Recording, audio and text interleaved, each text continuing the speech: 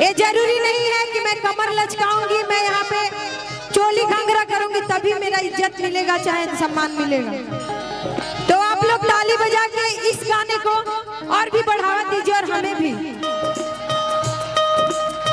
के कर हाथ कनक पिचकारी हो,